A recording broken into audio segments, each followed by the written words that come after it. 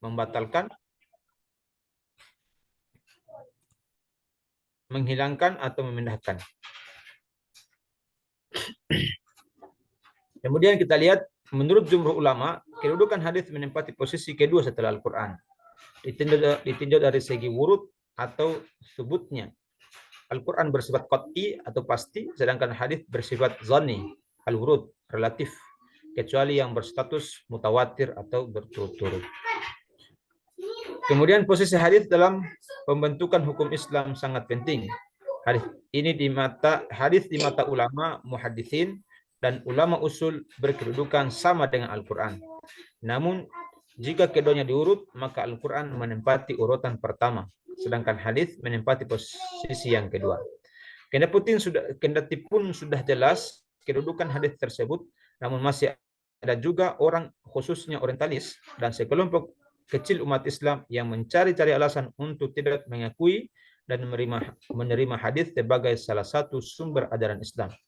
Tetapi perlu dicatat bahwa penolakan mereka terhadap hadis lebih disebabkan oleh keterbatasan pengetahuan terhadap Al-Quran dan terutama kepada hadis itu sendiri. Jadi itu pemaparan kami dari kelompok 2 terkait dengan judul makalah yang berjudul Hadis sebagai sumber hukum Islam dan fungsi hadis terhadap Al-Quran, di mana Rasulullah mengatakan telah meninggalkan 2 pusaka, intamasaktum bihima lan tadillu abadan. 2 pusaka itu adalah Al-Quran dan hadis. Kalau kita berpegang pada keduanya tidak akan sesat selama-lamanya. Barangkali itu yang kami sampaikan atau yang kami paparkan presentasi pada kesempatan ini. Terima kasih atas perhatiannya. Assalamualaikum warahmatullahi wabarakatuh. Waalaikumsalam. Baik, terima kasih kepada Ustadz Laude Disman ya dari Polaka ya. Baik, selanjutnya saya persilakan kepada pemakalah kelompok 3 memaparkan makalahnya dengan durasi waktu 5 menit ya. Ya, silakan Pak.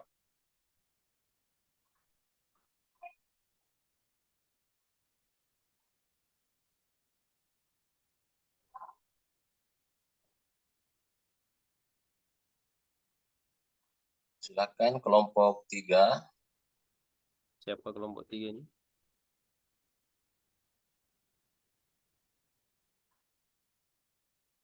Yang merasa nomor urut 3 ya kelompoknya.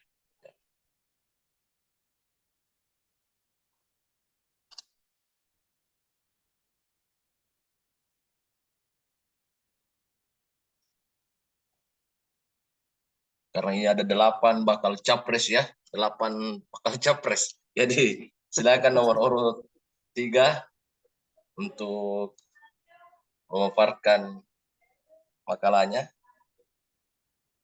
Oke, kalau tidak siap, berurutan, Pak.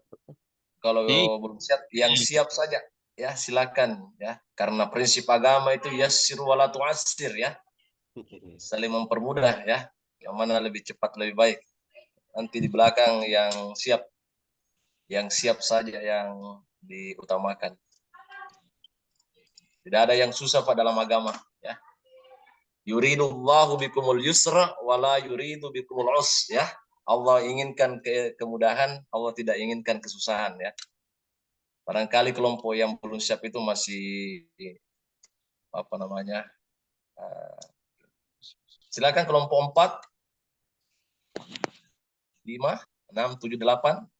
Tidak apa-apa tidak berurutan Pak. Yang jelas kita efisiensikan ini waktu agar supaya sesi kedua ini bisa lebih berkembang pada wilayah diskusi, dialog ya. Kelompok yang mana lebih siap, Pak? Bismillah, saya coba dulu ini untuk mengisi nih. Jangan dicoba, Pak. Iya, diralat dulu kata dicoba. Jangan dicoba. Ini bukan uji coba, Pak. Langsung ya. Bismillahirrahmanirrahim. Ya, silakan Pak. Kelompok berapa? Pak Muhlar ya. Ustadz Muhlar. Kelompok. Nanti Pak Ketua yang lihat kelompoknya kelompok berapa ini? Oke. Berapa nih yang ketua? Langsung aja. Silakan Ustadz Muhlar Sultan ya. Insya Allah.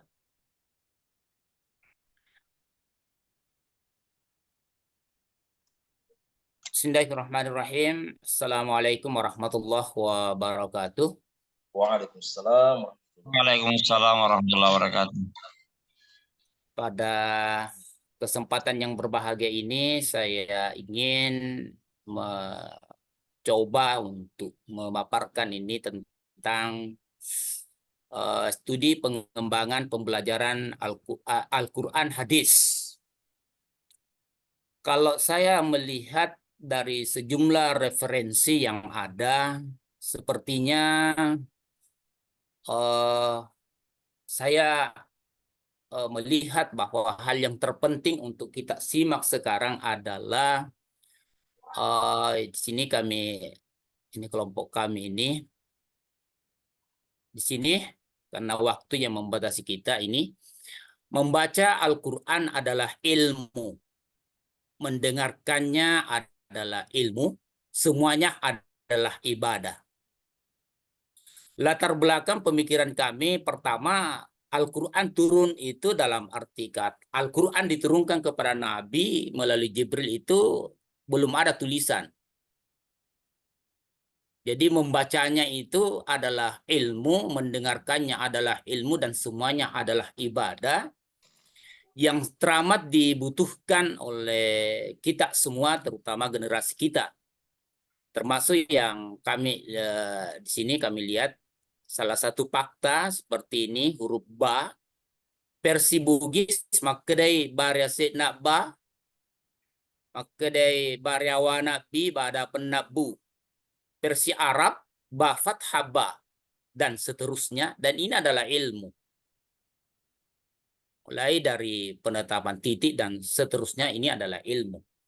Dan alhamdulillah kami mewujudkan dalam bentuk kepedulian kepada generasi Islam, khususnya dalam kepedulian untuk membaca Al-Quran ini, maka kami menyusun ini ada beberapa item, mulai mulai dari tingkat TK hingga masuk ke pengenalan mampu membaca Al-Quran.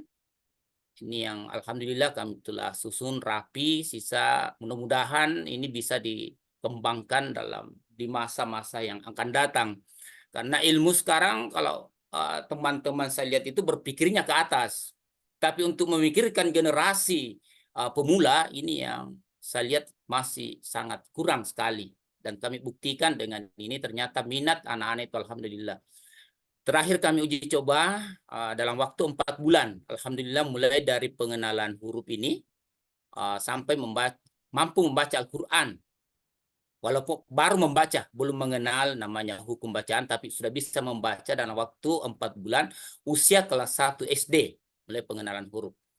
Dan ini tertingginya ini untuk semua kalangan ini. Jadi kami ambil paling mudah. Ini basmalah, di bawah ada penggalan-penggalannya, dan ini adalah ilmu. Dan di sini semua tertuang sesuai dengan kaidah yang ada. Alhamdulillah. Selanjutnya, Al-Quran adalah wahyu yang Allah Subhanahu wa ta'ala turunkan kepada Nabi Muhammad yang berfungsi sebagai petunjuk bagi manusia. Dan selanjutnya tentu sudah ini terkait dengan hadis. Hadis, Al-Quran dan hadis adalah perkara yang tidak bisa dipisahkan. Karena Al-Quran dapat kita baca sesuai dengan petunjuk Nabi kita Muhammad Sallallahu Alaihi Wasallam.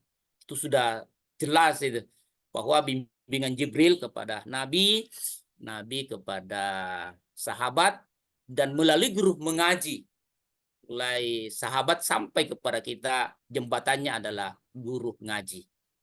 Dan ilmu berkembang terus menerus sampailah kepada saat kita sekarang ini berkat penilaian pembukuan oleh sahabat radhiyallahu an Utsman bin Affan.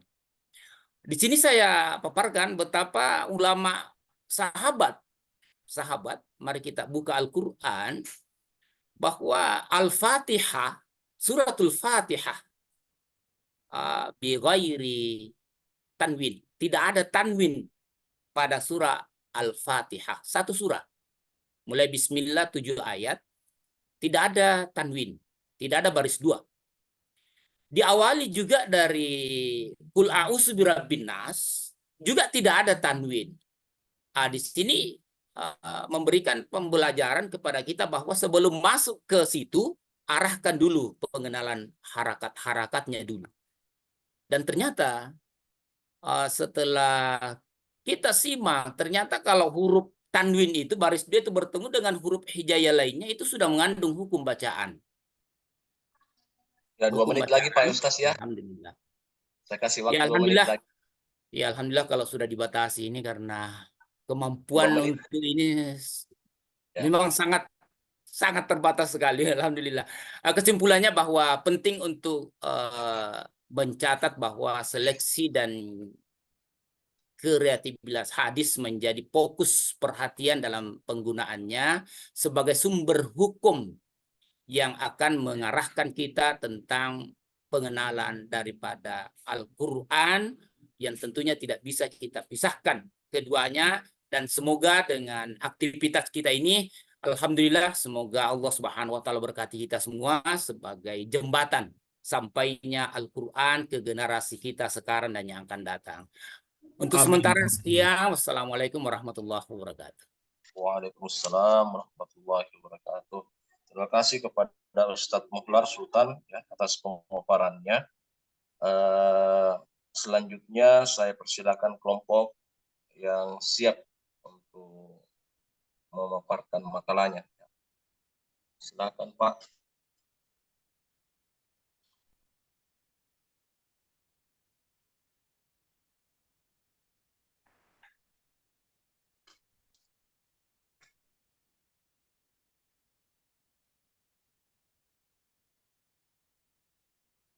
Di sini laki-laki semua Pak ya, tidak ada perempuan ya.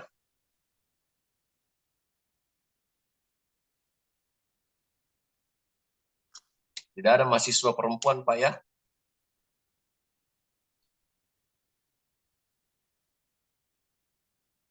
Kalau untuk Kolaka Utara sepertinya laki-laki semua. Ya. Baik. Silakan, jadi tidak ada ibu-ibu ya, bapak-bapak saja ya. Bapak saja. Ya, silakan Pak, kelompok yang siap memaparkan makalahnya ya. Di mana nih tahu ya? Ini 8 orang yang aktif. 8 lalu tidak muncul juga gambarnya saya lihat ini. Iya. Ada tahu. Saya lebih menghargai ya kalau dia online sekalipun tidak nampak wajahnya daripada sama sekali tidak hadir di forum Zoom ini ya. Itu sangat saya apresiasi ya. Kalau memang tidak hadir apapun alasannya ya mungkin bisa terima, tetapi bagian dari penilaian itu kehadiran itu paling penting juga. Ada bobot persennya ya. Jadi kita menghadirkan pendidikan Islam yang demokratis ya, yang bisa dikatakan ada rasa keadilan ya. Dalam Al-Quran sendiri kan mengatakan kul hal yastawil ladzina ya'lamuna wal ladzina la ya'lamun. Kalau bahasa Arabnya juga bisa dialihkan kul hal yastawil ladzina yahduruna wala yahdurun, apakah sama orang yang hadir dan tidak hadir? Kan tidak sama ya. Sama dengan kul hal yastawil ladzina ya'lamuna wal ladzina la ya'lamun, apakah sama orang mengetahui dan tidak mengetahui? Tidak sama. Jadi silakan Pak, kalau tolong ketua tingkat dihubungi teman-teman yang lain ya, siapa tahu masih dalam perjalanan atau masih sementara sholat duha ya. Oh ya, ada sementara dalam perjalanan naik mobil. Saya bersama dengan Pak Ketua tingkat ini, Pak Dokter. Oh ya ya ya. Ya. Saya lihat informasi Pak Dokter, kebetulan ini hari ini di Kolaka Utara ini hari ulang tahunnya Kolaka Utara. Nah, sementara mahasiswa kita rata-rata praktisi, jadi mereka mungkin sesibuk-sibuk semua, ada yang polisi, yang kepala desa, semua yang PNS, semua lagi sibuk-sibuk ini di Kolaka Utara. Dan hari ulang tahun ini hari, baru-baru selesai upacara ini. Sekarang Pak sudah pulang. Masih ada kegiatan sampai Rabu, sampai Rabu. Sampai Selasa. Saya sama-sama Pak Ketua tingkat ini di jalan, tapi tetap menyimak terus. Dikondisikan saja Pak ya, dikondisikan karena waktu juga kita ini sangat terbatas untuk kuliah ya. Silakan yang lain yang siap makalahnya ya, bisa mengambil waktu, mengambil ruang ya, untuk penjelasan makalah ya, pemaparan makalah. Silakan Pak, baru 3 ini pemakalah Pak, kelompok.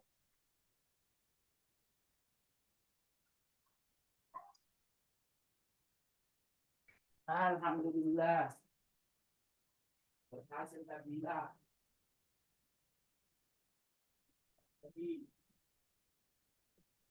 Karena saya juga Pak punya kegiatan ini, kira-kira jam 2 harus tinggalkan kediaman, ada kegiatan keagamaan juga ya, jam-jam 3 ya, jadi kita bisa maksimalkan selesai Pak kira-kira pukul 14.00 ba'da zuhur ya, supaya tidak terkesan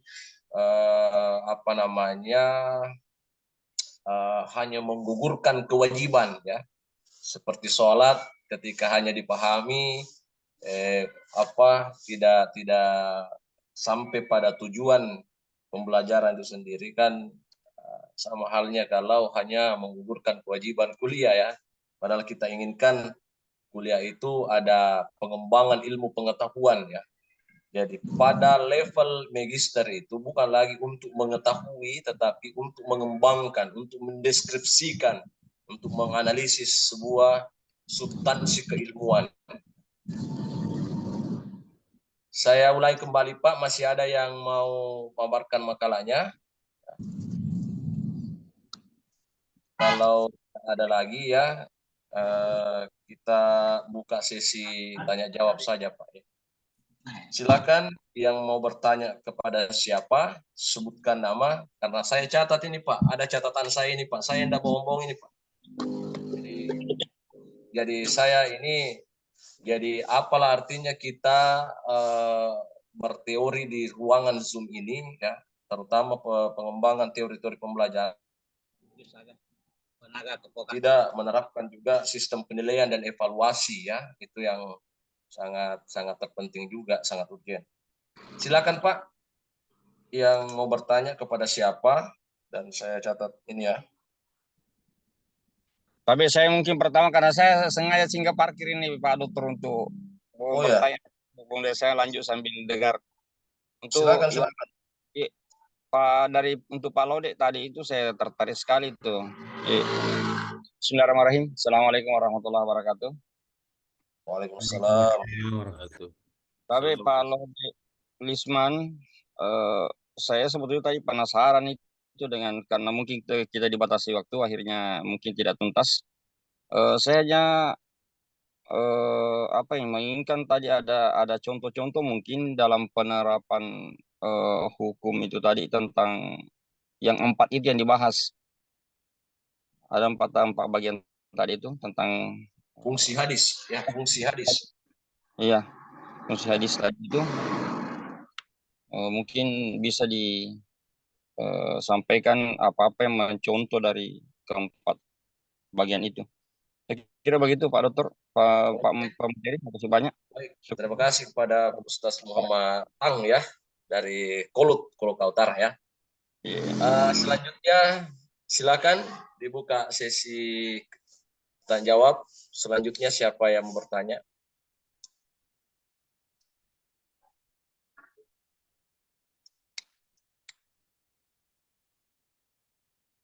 Izin Pak Dokter. Ya, silakan. Bismillahirrahmanirrahim. Assalamualaikum warahmatullahi wabarakatuh. Waalaikumsalam. Saya tertarik dengan pemateri yang ketiga, Pak Ustadz Muhlar Sultan. Pertama mau bertanya dulu, ini di antara judul, mungkin langsung ke studi pengembangan pembelajaran Al-Quran hadis saja secara umum yang beliau sampaikan tadi. Yang kami ingin tanyakan tentang metode qiraat yang beliau sampaikan tadi. Ada beberapa macam metode-metode dan Pak Ustaz tadi yang alhamdulillah sudah menulis sebuah buku Qiraat An-Nur ini, metode seperti apa yang beliau pakai dalam menyusun buku tersebut. Sekira demikian Pak Dokter. Assalamualaikum warahmatullahi wabarakatuh. Terima kasih kepada Ustaz Sibullah. Selanjutnya,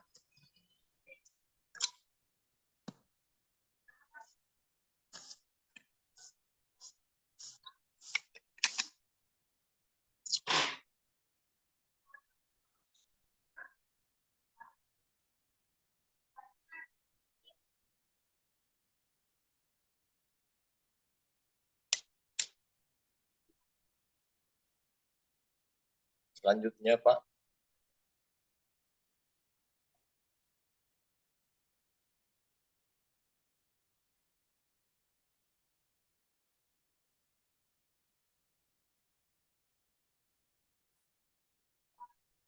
Baik, untuk saat ini silakan Pak Muhammad Tang menjawab dulu pertanyaan dari penanya tadi, ya. Ya, Muhammad Tang bertanya ya tentang fungsi hadis kepada Bapak Mular ya. Sultan. Kalau deh, Pak Dokter. Pak Laude. Ya. Pak Laude ya, maaf, Oke, Pak Pak Laude Laude. ya. Fungsi hadis ya. Baik, kemudian ada pertanyaan Pak Isbullah tentang metode ya. Silakan. Baik, terima kasih atas pertanyaannya dari Kiai Muda Muhammad Tang. Kalau dalam makalah saya, secara umum itu sudah saya tulis di situ pengertian dan contoh-contohnya. Jadi pada kesempatan ini barangkali saya kasih contoh seperti fungsi Al-Quran, fungsi hadis itu terhadap Al-Quran. Yang pertama itu bayan takrir. Bayan takrir itu yaitu berfungsi menetapkan, memantapkan, mengokohkan apa yang telah ditetapkan Al-Quran. Jadi misalnya contoh ada hadis yang berbunyi sumu liru'yatihi wa aftiru liru'yatihi. Fungsi hadis ini sebagai fungsi bayan takrir terhadap Al-Quran. Karena kenapa? Ada firman Allah yang berbunyi faman syahida minkumus syahra falyasum. Jadi kalau ada ayat yang kemudian menyebutkan satu hukum kemudian diikuti dengan hadis yang menjelaskan hal yang sama, berarti hadis ini sebagai bayan takrir. Ya, bayan takrir yang berfungsi menetapkan, memantapkan dan mengokohkan Al-Qur'an. Kemudian yang kedua, bayan tafsir. Ya, bayan tafsir ini panjang penjelasannya, yaitu merinci lagi Al-Qur'an. Jadi contohnya misalnya ada ayat watimul hajja wal umrata lillah. Dirinci oleh hadis bahwa khudzu anni manasikakum. Ya, jadi perincian tentang haji itu belum ada dalam Al-Qur'an, datang hadis untuk merinci itu. Maka fungsi hadis di sini adalah untuk merinci atau menafsirkan Al-Qur'an itu. Kemudian yang ketiga, bayan tasri. Ya.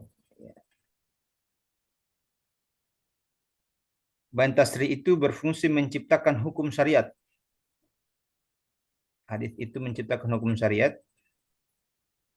Contohnya ketika ada ayat Al-Quran yang kemudian diikuti dengan hadis, misalnya contoh hadisnya Rasulullah SAW mewajibkan zakat fitrah 1 sa' dari kurma atau sa' dari gandum bagi setiap hamba sahaya, budak maupun yang merdeka, laki-laki maupun perempuan, kecil maupun besar. Nah, ini untuk menciptakan hukum yang berkaitan dengan firman Allah Subhanahu wa taala dalam Al-Qur'an. Saya lupa lagi ayatnya. Ya, yang berikutnya ban nasakh, yaitu menghapus, ya, menghapus ketentuan yang terdapat dalam Al-Qur'an. Ya, jadi itu yang bisa saya paparkan terkait dengan Baik. contoh yang Padahal ada itu dalam. saya penasaran itu Ustaz. Untuk lebih lengkapnya ada di makalah saya tulis. Padahal itu yang terakhir yang bikin saya penasaran tadi itu bahwa hadis itu bisa menasah ayat.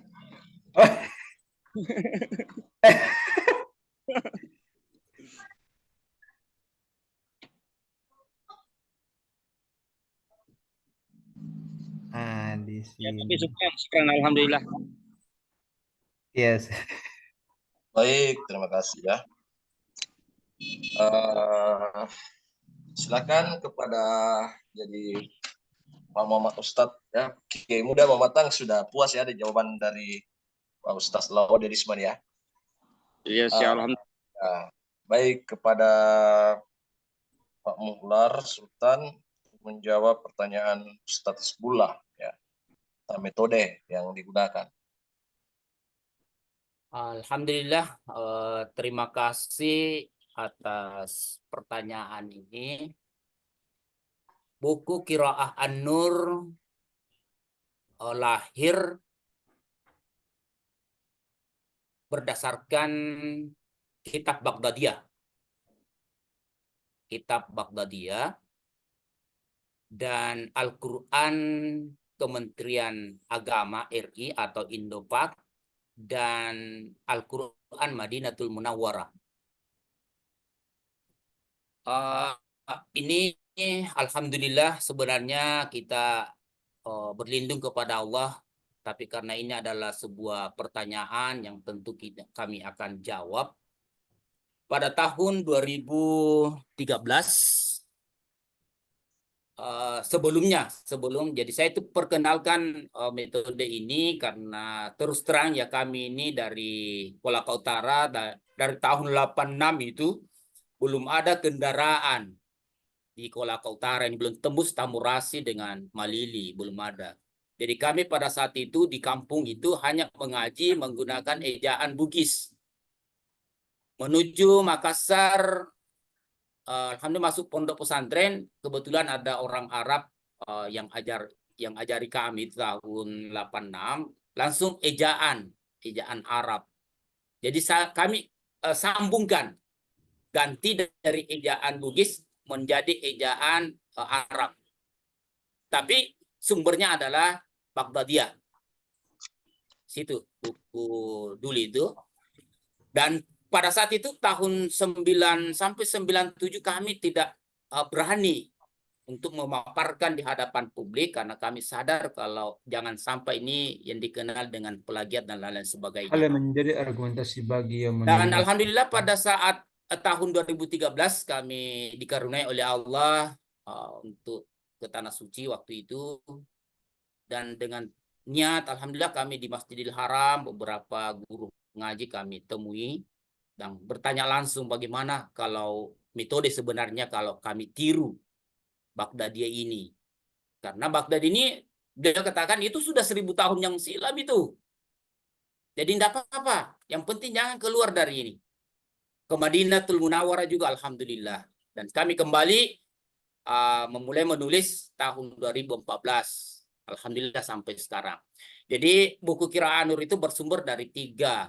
Baghdadiyah dan Al-Quran Indofak Asia atau Kementerian Agama dan Al-Quran Madinatul Munawwarah.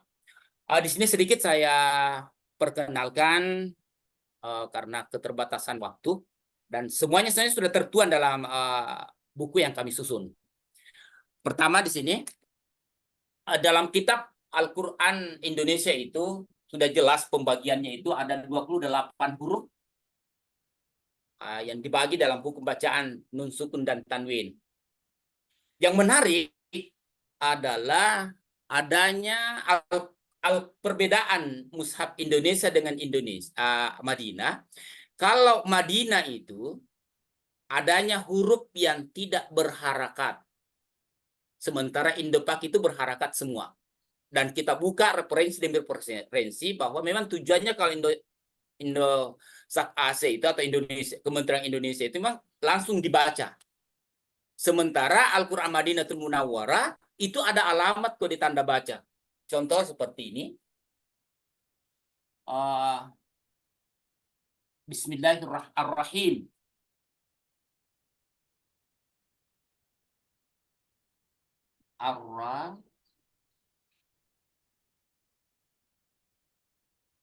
Ini versi Kementerian Agama ini punya sukun di sini. Berharakat huruf mati. Huruf mati. Dan di sini ada ini langsung polos. Sementara Madinah dia ini polos dan di sini ada kepala shad. Itu semuanya adalah alamat. Intinya bahwa Al-Quran Madinatul Munawwarah semua yang tertuang itu dapat diurai. Tidak ada yang tersisa. Seperti ini. Adanya alif di atas kepala shad menandakan ini adalah alif wasal. Ini ya, ini Ar-Rahman, ini polos lam samsia. Ini ya polos menandakan sebelumnya adalah kasrah menandakan dia adalah mat tabi'i. Jadi kami tidak ada metode yang kami pergunakan selain dari yang tiga itu. Adapun dalam pengembangan ilmu tajwid, itu banyak referensi. Tapi kalau untuk pengenalan harakat, alamat tanda baca hanya tiga itu. Al-Quran Baghdadiyah dan Qawaid Baghdadiyah dan Al-Quran Kementerian Agama dan Al-Quran Madinatul Munawwarah. Jadi alhamdulillah sekarang kami sudah bagi dua versi khusus untuk mengarah ke Al-Quran Kementerian Agama dan versi kedua mengarah ke Al-Quran Madinatul Munawwarah dengan ejaan Arab, insya Allah. Ini yang kami terapkan sampai saat ini. Dan alhamdulillah pada tahun 2019 kemarin kami beberapa kali ke Dr. Ulumul Quran, Dr. Abdul Karim. Beliau adalah Dr. Ulumul Quran Lipia Jakarta. Kami semua yang kami susun kami berikan kepada beliau dengan bukti fisik sampai laptop saya serahkan untuk dilihat dan alhamdulillah beliau keluarkan lisensi bahwasanya apa yang ditulis oleh saudara Ustaz Muhlar ini adalah hal yang sesuai dengan pembelajaran dan semoga bisa dapat dikembangkan. Dan alhamdulillah pada waktu saya bawa kisaran 10 item dan kembali 3 dan alhamdulillah kembali menjadi 9. Alhamdulillah. Dan mudah-mudahan pertemuan kita melalui perkuliahan ini dapat menambah wawasan kita lagi di kemudian hari.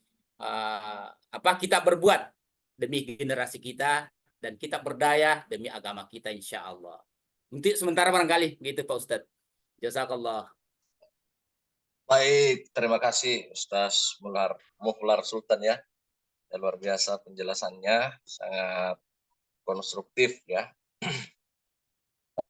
Selanjutnya saya persilakan pemakalah selanjutnya karena masih ada 5 pemakalah ini yang belum memaparkan makalahnya Pak. Sementara waktu kita semakin berjalan, Kita berharap ya kita tuntaskan hari ini, dan sesi ketiga nanti adalah sesi penjelasan dari saya ya.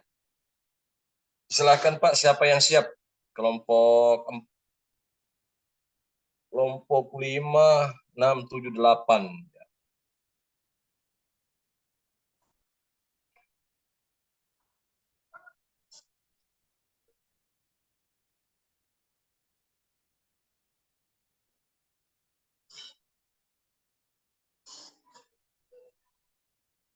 Tidak ada lagi yang mau memaparkan makalahnya, Pak.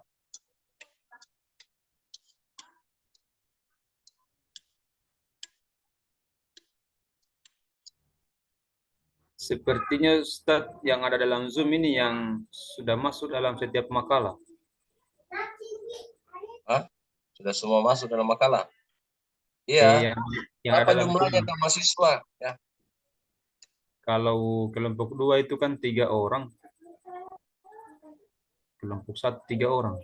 Kalau memang tidak ada lagi yang ini, karena kapan saya sesi ketiga ini saya penjelaskan sudah, ini tidak ada lagi ya, sesi selanjutnya kita tuntaskan saja ya, langsung cuma 3 pemakalah ya, itu yang saya catat Pak, dan tentu ada konsekuensinya Pak ya. Saya kan selalu mengatakan minimal hadirlah ya, sekali wajahnya tidak nampak, itu kebijaksanaan yang sangat luar biasa ya saya berikan. Kan ini maksud saya yang online ini berapa orang di sini ya.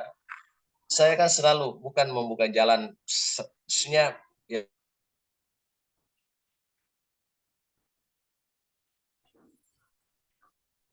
minimal online lah di HP-nya atau apa. Yang paling tidak mendengar Kiai Muda ya, supaya ada apa namanya potret kita ini menghargai forum ilmu ya. Kita menghargai forum ilmu ini ya. Karena waktu kita berjumpa ini Pak, kan apa namanya susah gampang sebenarnya kita menyatukan persepsi dengan waktu dan kesibukan kita ini kita tanggalkan ya. Saya paham semua punya kesibukan ya masing-masing, tetapi paling tidak online lah ya, itu bahasa sederhana saya, online lah, sekalipun hanya di HP sekarang kan tidak ada yang susah ya. Baik, saya kira itu ya, kita masuk ya untuk penjelasan saya kepada Bapak semua.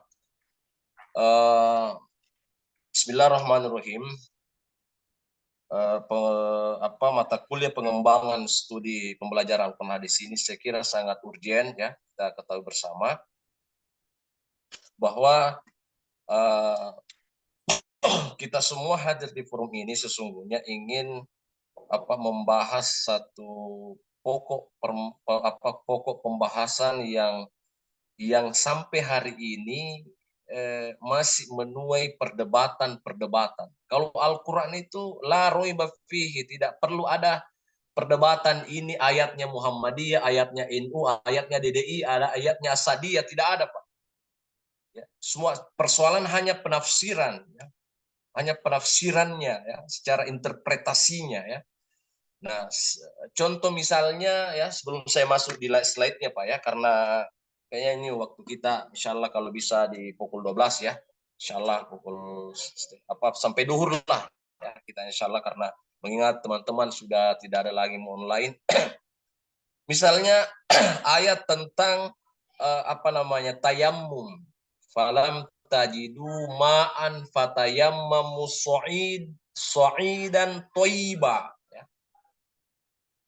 Maka kalau tidak ada air atau tidak menemukan air ya, itu dulu secara tekstual terjemahan ini ayat ya, tidak melihat air, tidak menemukan air ya, maka bertayamumlah dengan tanah atau debu yang baik, tanah yang suci ya. Kemudian basuhlah wagsilu wujuhakum ya, basuh wajahmu wa aidikum ya. Ayat ini butuh penjelasan ulama yang pakar di dalamnya ya, termasuk ulama tafsir, bahwa tidak menggunakan ilal marafiqi. Beda ayat wudu ya, menggunakan wa aydiyakum ilal marafiqi, ya. Basuhlah kedua tanganmu sampai siku. Sementara tayamum itu hanya stop pada wa aydikum, kedua tangan kalian, kedua tangan kalian, ya. Disinilah terjadi interpretasi ulama-ulama, ya, di kalangan muslimat itu sendiri, ya.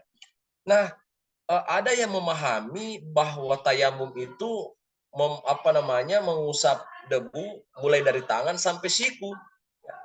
Nah, itu. Ada yang memahami wa aidikum hanya sampai pergelangan tangan saja. Dan ini kita hormati dan hargai perbedaan khilafiyah ini, menghormati penafsiran. Karena sebenarnya kita ini, Pak, mengamalkan ayat-ayat Al-Qur'an yang sudah ditafsirkan ulama-ulama terdahulu. Kita ini hasil penafsiran ulama-ulama, ya. Itu harus dipahami. Jadi tidak ada yang boleh mengkat bahwa dirinya yang paling benar, kelompoknya yang paling benar. Ini kita belajar, Pak, di sini pengembangan studi Al-Qur'an, ya. Karena perbedaan sesungguhnya hakikatnya adalah sunnatullah. Sekali lagi saya katakan bahwa ini adalah kehendak Allah. Walau sya'allahu la ja'alakum ummatan wahidatan. Itu. Ada kata walau, ya. Seandainya yang bermakna tidak bisa mungkin terjadi, ya. Biasa, ya, jadi itu seandainya umat ini bisa satu, ya, tapi Allah kan sudah menjawab beberapa ayat-ayat yang lain. Misalnya di dalam Al-Qur'an surah An-Nisa, ya, kalau saya tidak salah, surah Rum, ya, kalau saya tidak salah, wa min ayatihi khalqus samawati wal ard wa ikhtilafu alsinatakum wa alwanikum. Ya, itu kan dalam Al-Qur'an, ya. Jadi di antara tanda kekuasaan Allah itu ada manusia yang berbeda-beda warna kulitnya, ada yang berbeda-beda bahasanya, ya. Itulah pluralisme, ya. Itu dulu sebelum ini pengantar, Pak. Prolog dari pengantar mata kuliah ini supaya dalam ruangan ini dari berbagai ormas yang ada, para kiai, pada ustaz-ustaz, tidak lagi memahami konteks agama secara doktrinitas, ya, bahwa fanatisme mazhab misalnya, ya. Kita harus terbuka sebagai open society, masyarakat yang terbuka, masyarakat ilmiah yang bagaimana kemudian wahyu Al-Qur'an memberikan kebebasan pada akal untuk menganalisis Al-Qur'an, meriset Al-Qur'an, menemukan ilmu-ilmu baru. Itu Al-Qur'an rujukannya, Pak. Jadi itu yang harus kita pahami, ya. Sama dengan misalnya yadullahi fauqa aidihim, tangan Allah di atas tangan-tangan kalian. Kalau kita pahami secara teks, tadi ada makalah tentang fungsi-fungsi hadis, ya, nanti juga ada di slide saya gambarkan. Itu kalau orang memahami secara tekstual bahwa tangan Allah berada di atas tangan kalian, berarti konotasinya Allah itu berbentuk, ya, punya tangan. Padahal yang dimaksud yadullahi di situ adalah kekuasaan Allah, ya, kemahakuasaan Allah, ya. Di atas dari kekuasaan manusia itu sendiri, ya. Kemudian misalnya kita mengutip satu pemikiran dari ulama, ya, dari Pakistan, ya, kalau saya tidak salah ingat, ya, yang bernama Dr. Adib Al-Jabiri, ya, yang menemukan satu metodologi pemikiran bahwa kenapa umat Islam kemudian berbeda cara pandangnya. Umat Islam berbeda cara pandangnya memahami agama itu karena tiga pendekatan, ya. Ada yang disebut dengan manhaj burhani, ada manhaj bayani, ada manhaj irfani, ya. Itu kemudian jadi saya ini, Pak, tidak heran, ya, tidak latah dan tidak ketika ada perbedaan masuknya satu Syawal, satu Ramadan, insya Allah ini tidak lama lagi, marhaban ya Ramadan, ya, di bulan Maret kalau saya tidak salah, Jadi jangan ada yang berkomentar yang tidak bahwa cuma satu-satunya negara yang 3 kali lebaran ini dan itulah pemahaman ya. Al-haqqu mir rabbika fala takunanna minal mumtarin. Ya, tadi ada Ustadz Laude ya menyebutkan sumu li ru'yatihi wa aftiru li ru'yatihi fa in gumma alaikum fa'akmilu salatina yauman. Misalnya, maka ada metodologi yang dipahami secara ru'yatul hilal misalnya. Sementara di ayat lain di ta'lamu adada sinina wal hisab. Ada konsep hisab misalnya. Jadi ini saya hanya menguatkan kembali ya pemikiran kita bahwa marilah kita menjadi masyarakat yang dinamis, masyarakat yang menghargai perbedaan sebagai open society. Itu yang kita harus kedepankan sekalian ya. Jadi Adib Al-Jabiri memahami bahwa saya masih ingat Pak ya. Ini hanya prolog ya. Di tahun 2020 berapa itu kita kan 3 kali lebaran ya. Ada yang lebaran Pak, ada yang tarwih pada, ada yang lebaran kayaknya saya ambil saja di tarwihnya ya. Ada tarwih pada malam Jumat, ada yang tarwih pada malam Sabtu, ada yang tarwih pada malam Ahad ya. Kalau saya tidak salah kelompok tarekat itu, misalnya tarekat Halwatiyah, Naqsabandiyah, tarekat An-Nazir itu pada malam Jumat ya. Kemudian Muhammadiyah pada malam Sabtu, pemerintah NU itu pada malam Ahad misalnya ya. Sama dengan Lebaran ya. Ada yang Lebaran pada hari Jumat, ada Lebaran pada hari Sabtu, ada Lebaran. Sebenarnya ada 3 pendekatan yang dipahami. Menurut Dr. Adib Al-Jabiri. Dr. Adib Al-Jabiri memahami ada umat Islam corak pendekatan pemikirannya itu dengan manhaj bayani. Jadi dia itu secara tekstual ada dalilnya. Al-Quran menyatakan demikian. Misalnya tadi contohkan bahwa dengan konsep ru'ya. Ada ayatnya, misalnya faman syahida minkumus syahra falyasum. Maka barang siapa yang melihat bulan Ramadan, falyasumhu, maka puasalah. Ditambah dengan hadis sumul ru'yati, jadi ada yang memahami secara bayani ya. Ada yang memahami secara burhani, disebut dengan manhaj metodologi burhani, memadukan antara teks dan rasionalitas. Ya. Bahwa sekarang kan sudah canggih alat-alatnya, sekarang sudah ada meneropong bulan sabit itu dengan apa? Ada alat yang sudah modern untuk mendeteksi munculnya hilal misalnya. Yas'aluna ka'anil ahillah. Ya, itu kan banyak ada ayat yang menyebutkan bahwa ketika ada yang bertanya kepada Muhammad tentang hilal, ya, itu yas'aluna ka'anil ahillah. Hilal ini kita kan hanya memperdebatkan munculnya hilal. Sehingga antara 1 derajat dengan 3 derajat ini yang menjadi perdebatan sampai hari kiamat. Tidak bisa Pak kita hilangkan hal-hal seperti ini. Hanya cara pandang. Ya.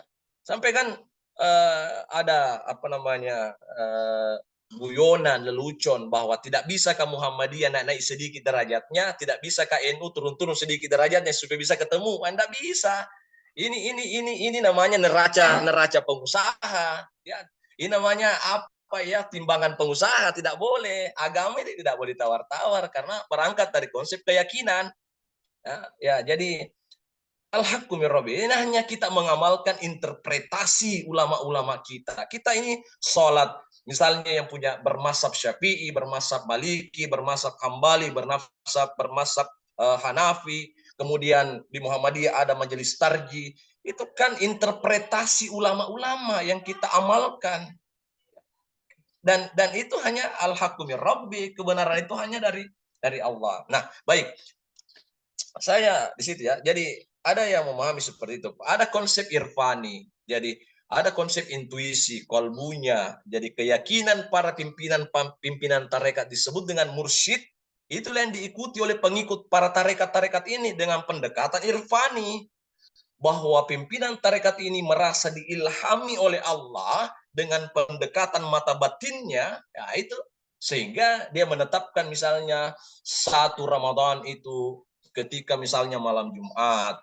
Muhammadiyah dengan tarjinya, dengan putus tarjinya bahwa ternyata malam Sabtu, kemudian NU dengan keputusan isbat pemerintah malam Ahad. Tidak ada. Yang jelas orang berRamadan itu satu Ramadan, Lebaran satu Syawal. Tidak ada orang Lebaran dua Syawal. Cuma penanggalan miladiahnya berbeda. Ada yang Lebaran tanggal 28, 29. Itu kan penanggalan miladiah. Tapi semuanya kita ini yakin bahwa semua Lebaran satu Syawal. Tidak ada orang Lebaran dua Syawal. Itu persoalan. Nah, jadi itu Pak ya, supaya kita tidak salah memahami. Baik. Saya. Sedikit komentar, Ustaz. Ya, silakan. Ya, bagaimana itu tentang pemahaman? Apakah ada memang penjelasannya mengenai tentang ru'yah itu 1 derajat, 2 derajat? Kan dalam hadis itu yang penting terlihat, Ustaz, bukan berapa derajatnya. Bagaimana pemahamannya itu? Ya. Baik. Jadi sebenarnya begini ya, terkait masalah derajat ya, itu kan metodologi yang digunakan oleh NU ya, kalau misalnya pemerintah ya, kita tidak bisa nafikan bahwa NU dan pemerintah bukan berarti Muhammadiyah bukan bagian dari pemerintah ya, tetapi itulah yang terjadi bahwa metodologi ya yang digunakan ada ukuran derajat ya.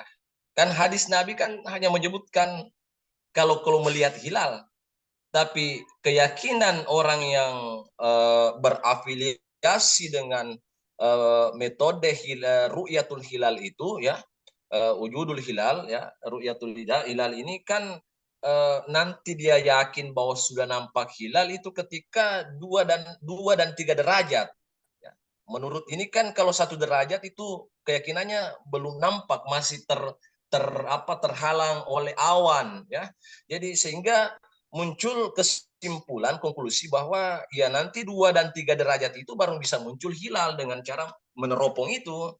Sementara yang digunakan hisab itu kan perhitungan ya, dan tidak lagi menunggu bahwa Ramadan 2029 2030 sudah bisa ditentukan dengan cara perhitungan. Jadi dua cara ini ya dilakukan oleh Nabi. Itu yang harus kita pahami. Nah, mana yang terkuat tergantung dari keyakinan kita masing-masing. Ya, mau ikuti dengan konsep hilal, dengan konsep bahwa kan sehingga muncul animo masyarakat, matahari ini ulenge, matahari ulenge kan sudah tinggi, kan kadang ada keyakinan seperti itu, Pak. Sehingga ada kan mengatakan masyarakat, cocok Muhammadiyah ya, Pak. Harusnya sudah lebaran. Kan ada animo begitu ya masyarakat awam yang ikut dengan pemerintah kadang matahari ini ulangnya itu istilah-istilah begitu sudah tinggi nih bulan. Nah, jadi kita tidak ya, tadi pertanyaan Bapak bahwa apakah ada, ini hanya metodologi ya, yang ada hanya rujukan melihat ya, kata ru'yah ya, ra'ah, melihat dengan mata kepala. Itu Pak ya, Pak Amrinul Haq ya, metode yang digunakan. Kalau hadis umum awam, makanya antar Al-Quran, hadis, dan fatwa atau ulama ya. Kalau itu makanya kadang saya sampaikan di mahasiswa di Unpar ya, karena itu bahwa sumber hukum Islam itu kan ada 2 ya, Al-Quran dan hadis ya. Sementara kalau misalnya di kelompok misalnya yang bermazhab Syafi'i, sumber hukum Islam itu kan ada 4 dan kita hargai hal itu. Al-Quran, hadis, ijma, al-qiyas. Tapi menurut pemahaman kita bahwa qiyas dan ijma itu adalah metodologi ya, untuk menentukan ini ya. Baik, saya kira itu Pak ya. Kita lanjut. Bismillahirrahmanirrahim. Hadis. Ya? Enggak apa-apa. Bisa satu lagi bertanya, Ustaz. Silakan. Ini tentang penjelasan tadi tayamum, Ustaz. Ya. Kan ada ulama yang menjelaskan itu yang digunakan tayamum itu harus tanah atau debu. Tapi sementara ada penjelasan ulama yang lain, segala sesuatu yang bisa jadi tanah itu boleh digunakan untuk tayamum. Bagaimana itu, Ustaz? Oke. Iya, jadi apa namanya? Ada kan saya lupa ayatnya ya tentang tanah ya, aturab ya, bahwa sehingga yang dapat diinterpretasikan dimanapun kita berada sesungguhnya itu pasti memiliki unsur debu ya. Misalnya kita di pesawat, sekalipun pesawatnya dianggap bersih ya, itu dikursikan kita gunakan untuk tayamum. Kalau secara rasionalitas agama kan itu bukan hanya akal, tapi harus dibarengi dengan keyakinan. Makanya hadis Nabi mengatakan, "Mayuridillahu bihi khairan yufaqihu fiddin." Barang siapa yang mau diinginkan banyak kebaikan, maka hendaklah memahami agama secara totalitas, secara komprehensif, ya. Jadi tidak memahami secara setengah-setengah, tapi harus secara totalitas. Insya Allah ya. Jadi contoh kita di pesawat, misalnya di pesawatnya, kursinya pesawat kita bertayamum ya. Padahal secara logika tentukan pihak-pihak maskapai penerbangan, misalnya Sriwijaya Air, Batik Air, pasti itu akan membersihkan, dia pel, dia lap baik-baik. Tetapi pada dasarnya itu bisa digunakan untuk bertayamum ya. Baik, saya kira itu Pak Amril ya, bahwa segala sesuatu tempat sama itu bersih insya Allah tempat. Nah, baik. Saya ingin melihat ya. Kita sepakat Pak ya, kira-kira kalau duhur itu 12:30 ya, jam 12 lewat berapa itu ya. Karena tidak ada lagi yang mau mempersentasekan, jadi kita persingkat saja waktunya ya. Siap. Ya, sekalipun nanti kalau sudah duhur nanti kita bisa situasikan lah ya. Baik, definisi hadis ya. Sekali lagi saya katakan bahwa hadis ini ya ia menjadi teorem perdebatan di internal umat Islam. Ya.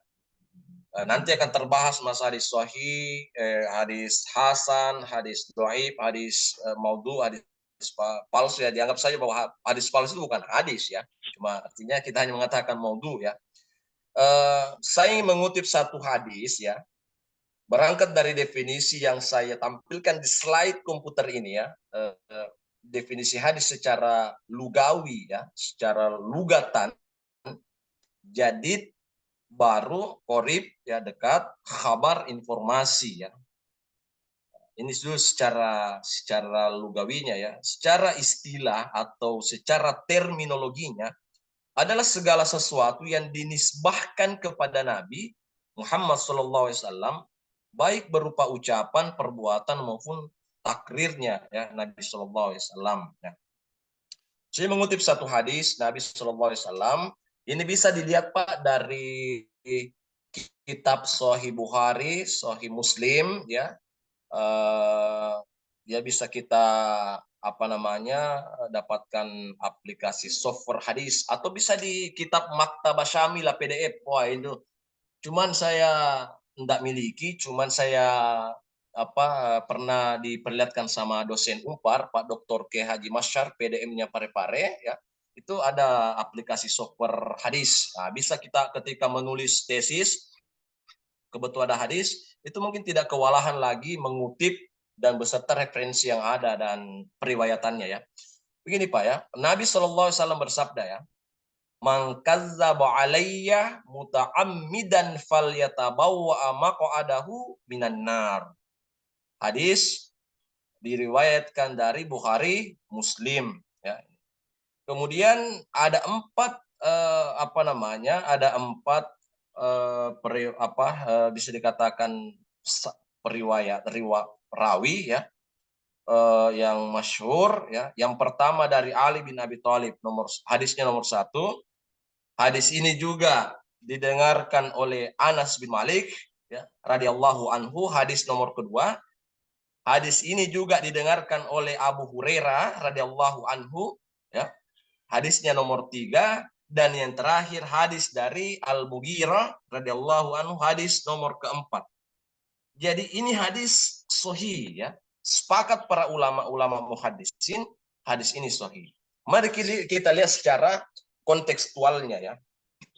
Bahwa Nabi SAW Shallallahu Alaihi Wasallam ketika bersabda, "Man kadzdzaba alayya," barang siapa yang berbohong atasku, ya, berdusta atas nama saya, kata Nabi, fal muta'ammidan, dengan sengaja, fal yatabawwa maq'adahu minan nar, maka dia akan menempatkan tempat duduknya nanti dari neraka. Bisa dibayangkan Pak, konsekuensi para mubalik dan mubaligat, dai dan dai'ah, ustaz dan ustazah, ketika naik tampil sebagai penceramah pendakwah di forum-forum keagamaan, kemudian menyampaikan hadis, ya, yang barangkali hadis itu tidak jelas periwayatannya, bahkan ada juga orang yang kadang menyampaikan itu adalah ungkapan Arab, syair Arab, tiba-tiba mengatakan ini adalah hadis Nabi SAW. Hati-hati dengan ancaman Rasulullah SAW, fal yatabawwa maq'adahu minan nar, maka siap-siap menempatkan tempatnya nanti dari neraka. Ini yang menjadi konsekuensi mendasar kita, ya. Kemudian selanjutnya, ya, istilah-istilah hadis, ya. Kita kadang menemukan istilah sunnah, ya.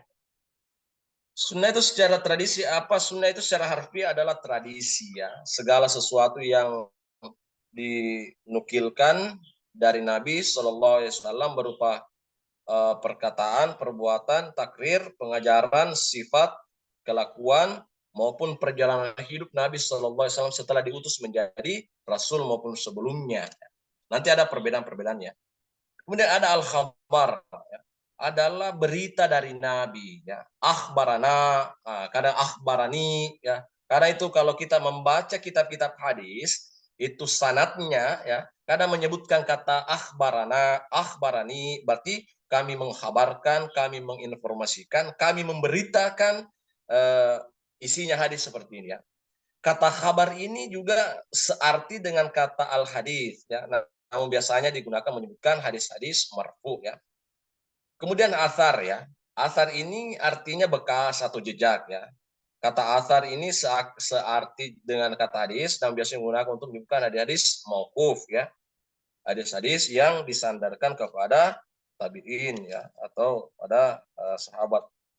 Nah, saya ingin menyebutkan perbedaan sunnah dengan hadis, ya. Pada umumnya, jikalau sunnah itu bukan cuma sekali dilakukan oleh Nabi SAW, lebih pada konotasi perbuatan Nabi, ya. Sunnah Nabi itu dilakukan secara kontinu, secara terus-menerus, secara berkelanjutan, dan diamalkan oleh umat Nabi Muhammad dari zaman ke zaman secara mutawatir. Itulah sunnah. Makanya Nabi SAW mengatakan, man ahya sunnati faqad ahabbani wa man ahabbani kana ma'i fil jannah. Barang siapa yang menghidupkan sunnahku, maka sungguh dia mencintaiku, dan siapa yang mencintaiku bersama denganku masuk ke dalam surga. Maka cuman kelihatannya, ya, di internalisasi umat Islam itu sedikit mau mengamalkan sunnah Nabi, ya, menghidupkan sunnah-sunnah yang banyak juga di antara kita menyepelekan sunnah-sunnah Nabi, ya. Contoh misalnya, ya, saya sebutkan misalnya dalam salah satu hadis, ya, bahwa man sholla subhi, ya, barang siapa yang sholat subuh fil ghadati, ya, summa qa'ada yadhkurullaha hatta tatalu asyams, ya. Kemudian dia duduk, sudah sholat subuh, dia duduk berzikir-zikir, ya, untuk melakukan zikrullah sampai terbitnya matahari. Summa yusalli raka'ataini, kemudian dia melaksanakan sholat 2 rakaat. Ini yang dipahami oleh ulama hadis adalah sholat syuruk, isyraq, ya, sholat duha di awal waktu. Maka Nabi mengatakan kahajjatin wa umratin, taman, maka dia mendapatkan pahala seperti haji dan umrah itu secara sempurna. Ya. Jadi hajatin umrah. Jadi itu contoh sunnah-sunnah yang disebut. Yang kedua adalah misalnya setelah berhubungan suami istri itu disunahkan untuk berwuduk dulu sebelum makan dan minum. Jadi misalnya kita berhubungan suami istri di malam hari. Maka Nabi mengatakan sebelum makan dan minum ya hendaknya berwuduk dulu misalnya ya. Baik. Kemudian selanjutnya ya kita persingkat ya. Fungsi hadis tadi sudah disebutkan ya sama salah satunya adalah bayan tafsir penjelasan untuk menjelaskan ayat-ayat mujmal ringkas ya. Ada bayan taksis ya. Ada bayanu taksis ya. Menentukan sesuatu dari ayat umum ya. Ada bayan ta'yin, menentukan mana sesungguhnya yang dimaksud dari 2 atau 3 perkara yang mungkin dimaksud. Bayan tasyri, penjelasan yang bersifat menetapkan suatu hukum yang tidak terdapat dalam Al-Quran. Saya ingin menjelaskan begini Pak ya, secara secara kontekstual ya, supaya lebih singkat lagi ya, dari 4 fungsi hadis ini. Misalnya kata iman dan takwa dalam Al-Quran ya.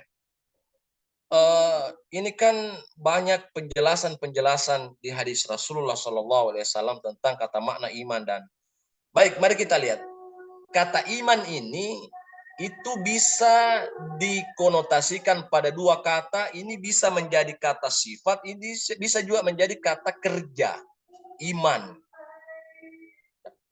Nah, coba lihat ya, gelar mukmin itu ya, mukmin mukminat itu sebenarnya tidak mudah untuk disandang oleh setiap muslim ya. Karena 2 kata ini ya, iman ini bisa sifat, bisa juga kata kerja ya.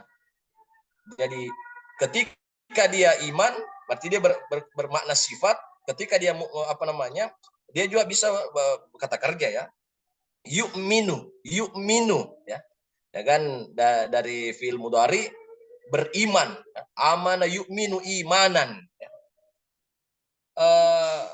Baik, kita lihat ya, apa maknanya ya? Secara penjelasan ulama bahwa orang beriman itu adalah orang yang memiliki sifat yang harus dilakukan secara terus-menerus tanpa henti ya. Makanya ada beberapa ayat dalam Al-Qur'an Bapak semua ya, para masyayikh, bahwa ada kata amanna. Coba buka dalam Al-Qur'an ya. Wa minan nasi may yaqulu amanna billahi. Nah, Allah kadang menggunakan kata amanna yang bermakna optimalisasi atau maksimal dalam bekerja.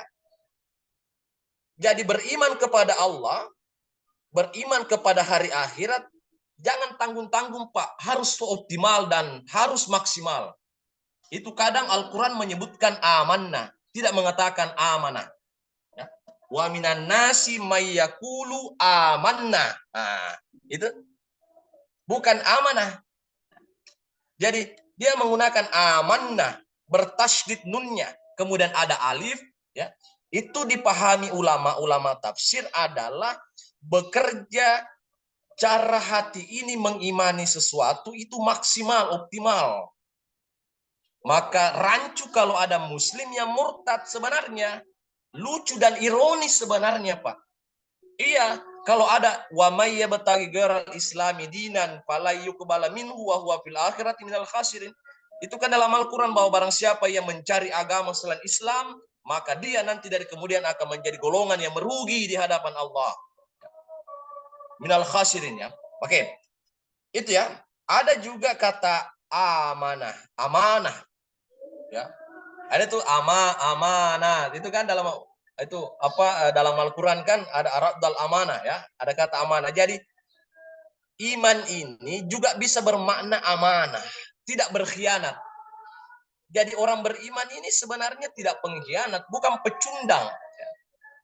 Makanya kadang saya sampaikan bahwa kadang jangan sampai kita berRamadan ini setelah 1 Syawal, setelah Lebaran, kita menjadi pecundang kembali, meninggalkan apa-apa yang kita bangun selama Ramadan. Jadi orang beriman, ya kita belum masuk ke takwanya. Kemudian ada kata amina amnan. Dalam Al-Quran ada bermakna tenang. Orang beriman itu tenang, sejuk, teduh, ya, tidak tergesa-gesa. Ya. Ada kata takmin, ya, itu merespon atau menjamin, ya.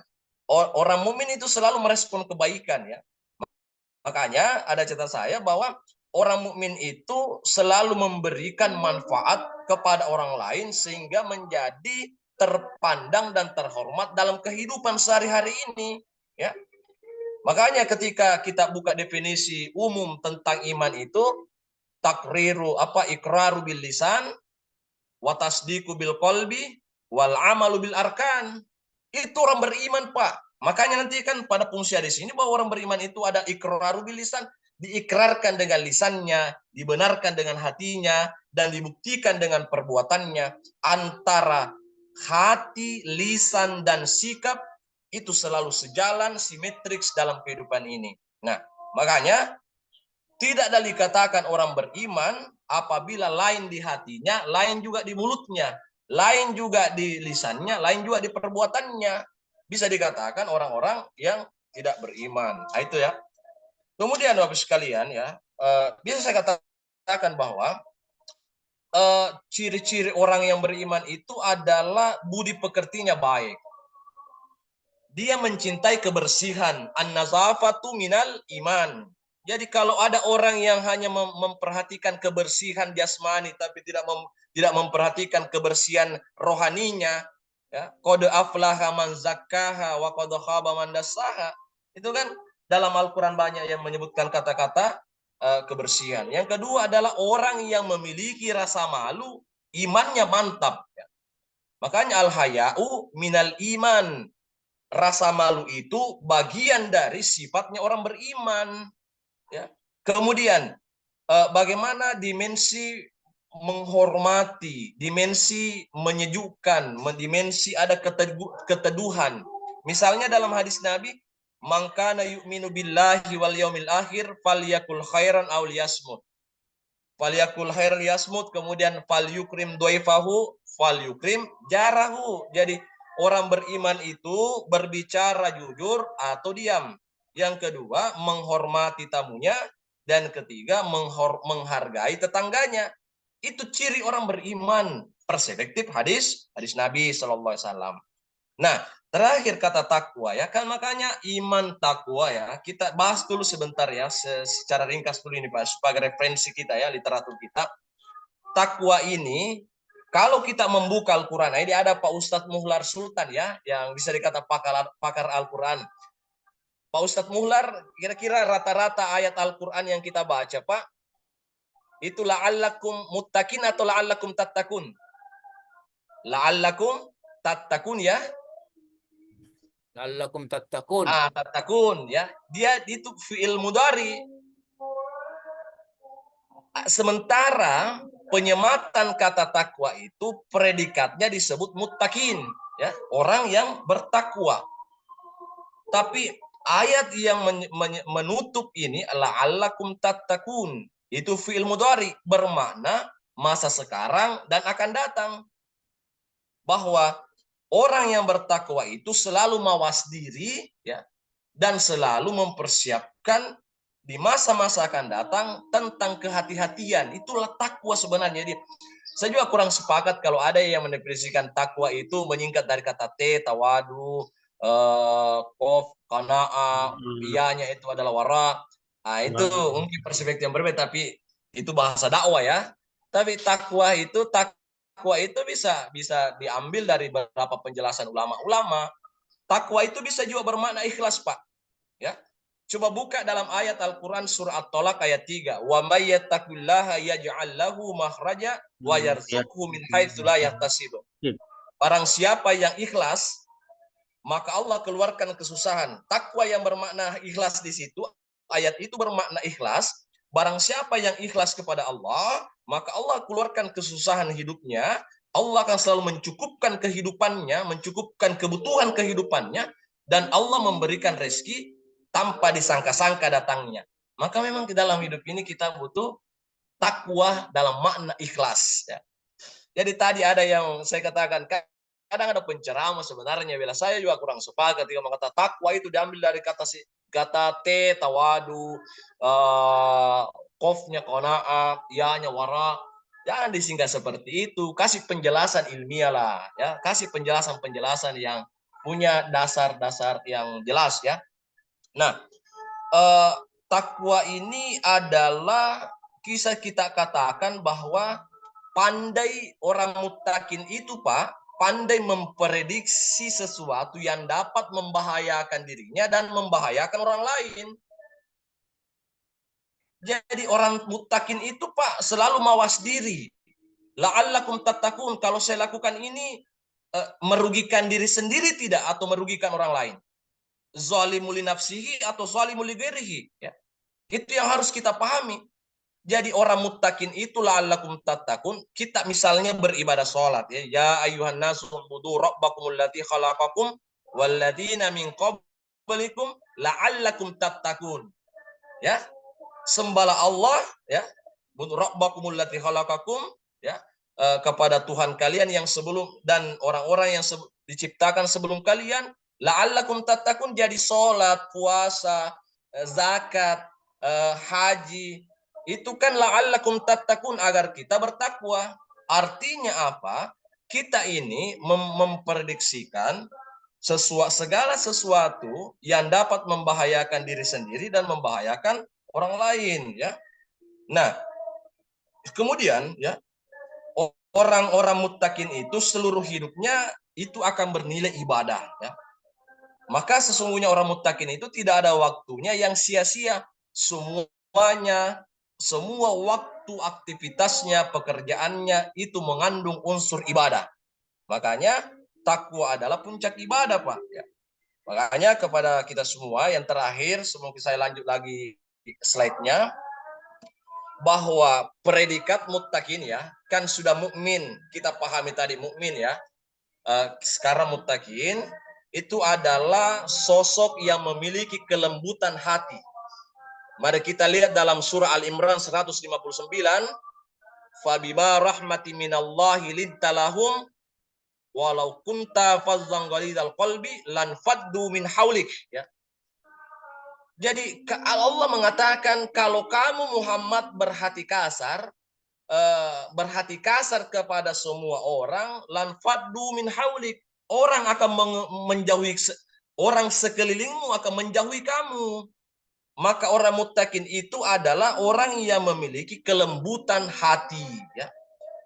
Kesantunan ucapan, kesopanan perbuatan, kemudian peduli kepada sesama manusia, suka membantu, suka memberi.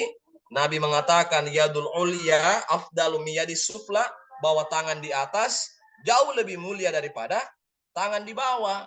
Cuma persoalannya kadangkala kita suka meminta dan jarang mau memberi, ya. Kadangkala seperti dalam kehidupan ini, kita selalu mau meminta tapi jarang memberi. Sama dengan kehidupan ini, kita selalu berdoa kepada Allah, tapi kita tidak pernah melakukan apa-apa yang menjadi perintah Allah Subhanahu wa taala. Kan makanya, ya, makanya ada ungkapan Arab, ya, bukan hadis, du'a'u bila watar. Doa tanpa usaha ibarat memanah tanpa busur. Apa mau panah tidak ada busurnya, Pak. Jadi berdoa saja tapi tidak ada usahanya, enggak bisa juga. Mau jadi magister pendidikan agama Islam tapi tidak kuliah S2, hanya mau beli ijazah. Kan itu nonsens semuanya sebenarnya. Oke. Baik, kepada kita semua, ya. Lanjut, ya.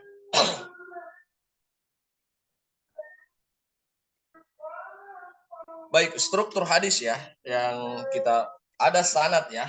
Secara bahasa adalah sandaran, musnad, ya, yang kita bersandar kepadanya, ya.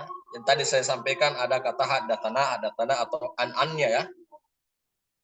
Jalan yang dapat menghubungkan matanul hadis kepada Nabi Muhammad Sallallahu Alaihi Wasallam, ya. Sanad, ya. Matan adalah punggung jalan, tanah yang keras dan tinggi secara bahasa, ya. Menurut istilah adalah pembicaraan, kalam, atau memberi materi berita yang dioper oleh sanad yang terakhir baik pembicaraan itu sabda Nabi, sahabat maupun tabi'in ya. Kemudian rawi, orang yang menyampaikan hadis atau menuliskan dalam satu kitab apa-apa yang pernah didengar dan diterima dari seseorang atau gurunya ya. Sedangkan orang yang menukilkan hadis dari suatu kitab atau musa kitab lain disebut mukhrij ya. Jadi ada yang menarik ya bahwa pembukuan hadis itu nanti pada tahun 99 dan tahun 101 Hijriah atau kurang lebih pada tahun 717 sampai 720 Masehi pada masa kepemimpinan Umar bin Abdul Aziz ya dari keturunan dinasti Muawiyah. Jadi beliau ini melihat bahwa sudah saatnya untuk penulisan dan pembukuan hadis itu dua alasannya, Pak. Yang pertama adalah karena penulisan Al-Quran itu sudah tuntas, sudah lama diresmikan ya. Kemudian tidak lagi ada kekhawatiran bercampur aduk antara Al-Quran dan Al-Hadis. Maka silakan membukukan hadis ya. Sementara alasan kedua adalah adanya kekhawatiran Umar bin Abdul Aziz bahwa kalau tidak dibukukan ini hadis, tidak dijilid ini hadis, maka sudah banyak perawi-perawi hadis, penghafal-penghafal hadis itu meninggal, wafat. Maka dikhawatirkan jangan sampai tidak dibukukan hafalan sahabat, hafalan-hafalan ulama-ulama hadis itu mulai menghilang. Makanya perlu ada pembukuan ya. Itu ya yang bisa dipahami ya. Kemudian selanjutnya ya. Oke. Keadaan hadis ya. Hadis memiliki 3 keadaan. Jika dia dari segi hukum dan hubungannya dengan Al-Quran ya. Mengakui dan menguatkan suatu hukum tersebut dalam Al-Quran ya. Yang kedua adalah menjelaskan Al-Quran ya. Yang ketiga adalah menetapkan suatu hukum yang tidak tersebut dalam Al-Quran. Contoh misalnya Pak ya, kalau kita buka Al-Quran surah Al-A'raf ayat 179 ya, 179 Al-A'raf ya, terkait dengan slide ini ya. Ketika Allah berfirman, وَلَقَدْ زَرَعْنَا لِجَهَنَّمَ كَثِيرًا مِنَ الْجِنِّ وَالْإِنسِ lahum qulubun la yafqahuna biha walahum a'yunun la yubsiruna biha walahum adhanun la yasma'una biha ulaika kal an'am bal hum adall. Coba Pak sekalian ya. Nanti kita akan diskusikan secara sederhana ya. Bahwa makna dari kal an'am ini apa sebenarnya ya? Mereka seperti binatang. Dan ada pandangan ulama bahwa ada dorongan ya, ada kuwatum bahimiyatun ya. Ada dorongan sifat kebinatangan dalam diri manusia yang mengantarkan dia berbuat sesuatu yang tidak sesuai dengan koridor ajaran agama Islam. Contoh, ada orang yang memperkosa anaknya sendiri, ada kakek yang mencabuli cucunya sendiri, ada seorang ayah membunuh anaknya sendiri. Itu di luar dari fitrah, kadar, tabiat manusia itu sendiri. Makanya Allah mengatakan ulaika kal an'am. Bahkan lebih lucunya hari ini ada lembaga-lembaga pondok pesantren yang maaf dalam tanda kutip ada kiai, ada ustadz yang mencabuli santriwatinya. Bahkan ada yang melakukan sodomi kepada santri laki-laki. Na'udzubillah min dzalik. Dan ini fakta, Pak. Bukan cuma sebuah opini, bukan opini, Pak. Maka wajar ketika Allah mengatakan ulaika kal an'am bal hum adall, mereka seperti binatang, maka mereka sesat. Ulaika humul ghafilun, mereka ini adalah orang-orang yang lalai. Nah, mari kita lihat ya. Dalam konteks ini ada kuwatun bahimiyah. Maaf, ada dorongan sifat kebinatangan dalam diri manusia yang mau diedukasi ya.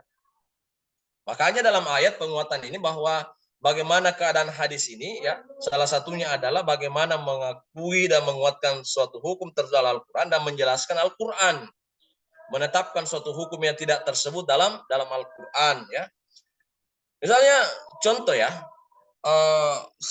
saya kan contoh misalnya ya, ketika kita bicara tentang urutan bulan dalam Hijriah, ada bulan Muharram, Safar, Rabiul Awal, Rabiul Akhir, Jumadil Awal, Jumadil Akhir, Rajab, Sya'ban, Ramadan. Ramadan itu Pak berada pada bulan ke-9 Hijriah ya.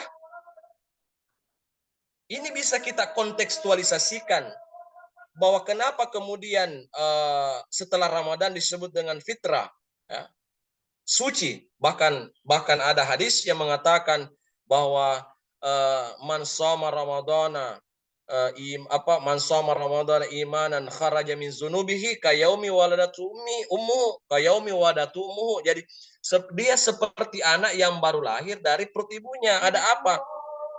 Coba kita lihat Pak, ya, secara fitrah ya, bahwa anak yang lahir itu selama 9 bulan di kandungan ibunya itu tidak ada dosanya Pak. Maka yang dia dengarkan di awal itu adalah azannya orang tuanya, Allahu Akbar, dan dikamatkan di telinga kirinya. Itu perintah Nabi loh, bahwa azankan di telinga kanannya dan kamatkan di telinga kirinya. Makanya kenapa kemudian kita bertakbir ketika satu Syawal, bertahlil, kemudian bertahmid, terutama Allahu Akbar, Allahu Akbar, Allahu Akbar. Karena kita ini Pak mau kembali kepada fitrah seperti anak yang baru lahir dari perut ibunya mendengarkan takbir kebesaran Allah Subhanahu wa taala. Ya, jadi itu makna-makna hadis secara kontekstual, secara komprehensif kita pahami. Kenapa kita menangis ketika satu Syawal? Kenapa kita ini merenungi dosa-dosa kita selama Ramadan misalnya? Karena 9 bulan kita lahir dari perut ibu kita, selama 9 bulan dalam alam kandungan ibu, dan ternyata bulan Ramadan itu adalah urutan bulan ke-9 di tahun Hijrah. Iya. Baik, kita lebih singkat lagi dan lebih bisa lebih ekstrim lagi ya, supaya lebih baik. Singkat ya.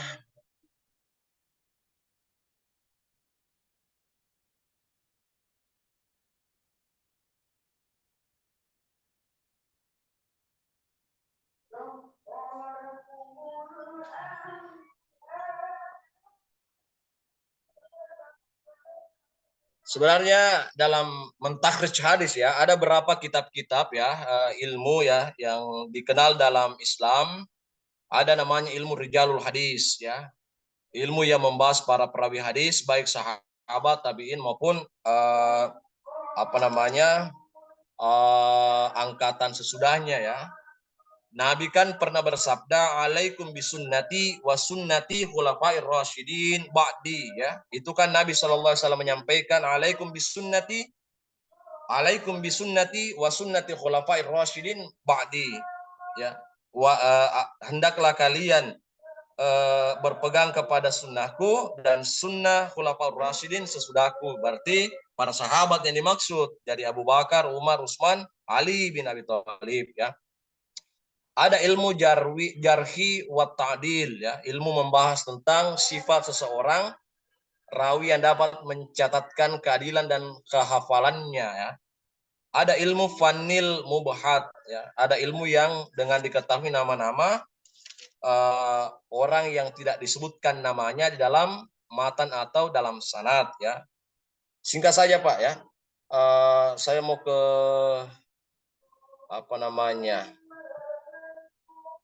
hadis mutawatir, hadis masyhur, hadis ahad. Oke. Apa yang dimaksud dengan hadis mutawatir ya?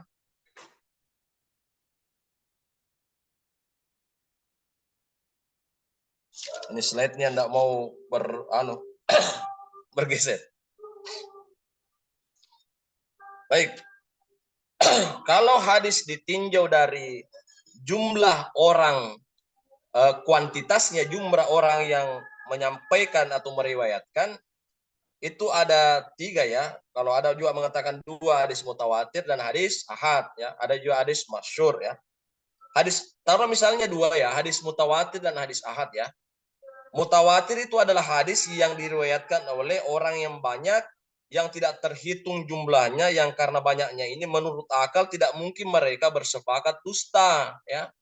Mungkin misalnya ada hadis tadi, misalnya mangkazdzaba alayya muta'ammidan falyatabawa maq'adahu minan nar, ya. Ada hadis dari Ali, ada hadis dari Anas bin Malik, ada hadis dari Abu Hurairah, ada hadis dari Al-Mughirah. 4 sanad ini masing-masing mendengarkan Rasulullah SAW bersabda, "Man kadzdzaba alayya muta'ammidan falyatabawwa maq'adahu minan nar." Maka tidak mungkin Ali bin Abi Thalib, tidak mungkin Anas bin Malik, tidak mungkin kemudian Abu Hurairah, tidak mungkin Al-Mughirah radhiyallahu anhu sepakat berdusta atas nama Rasulullah SAW. Maka kedudukan hadis ini disebut dengan hadis mutawatir yang secara jumlah periwayatannya itu banyak dan masyhur, ya. Sementara hadis ahad, ya, itu adalah hadis yang diriwayatkan oleh orang seseorang atau lebih, tetapi tidak cukup terdapat padanya sebab-sebab yang menjadikan dia mutawatir. Jadi disebut dengan hadis ahad, ya. Itu secara kuantitasnya, ya. Makanya kenapa kemudian Muhammadiyah lebih banyak mengamalkan hadis-hadis mutawatir ketimbang untuk hadis-hadis ahad, ya. Nah, ini hanya pengantar Pak, ya, karena jujur saya kan bukan jurusan ilmu hadis, ya. Saya hanya mengantarkan mata kuliah pengembangan pembelajaran ilmu hadis, ya.